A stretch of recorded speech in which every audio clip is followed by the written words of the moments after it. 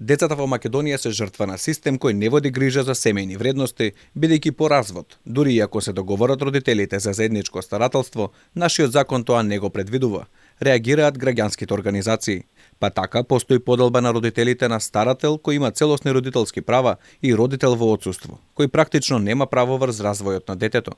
Граѓанските организации излегоа на протест пред владата, од каде порачаа дека македонскиот закон што ја регулира оваа проблематика е од 70-тите, најстар во регионот и крајно дискриминаторски. Ние сакаме да го спречиме овој тренд.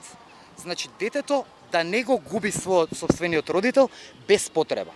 Ако има причина, ако едниот родител има добра причина да не го гледа детето, тоа да го одредува судот, а не Центарот за социјални работи како што е сега, со буквално јас можам да дадам изјава против вас како жена ако сме во брак и Центарот постапува по таа изјава. Оттаму вела дека вака поставениот закон за жал овозможува поради лажни изјави да се одзема старателството.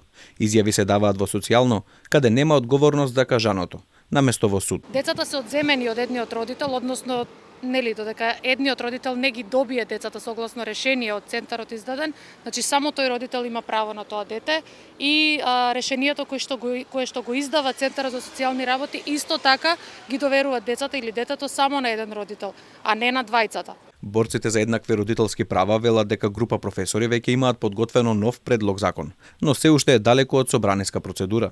Оно што ние се залагаме е да отидеме на вистина напред со законодавството, да го изравниме со напредните западни законодавства, каде што заедничкото родителство е прва опција за родителите и се отстапува од таа опција само ако имат цврсти докази зошто едниот или двајцата од родителите не се подобни за такво заедничко родителство.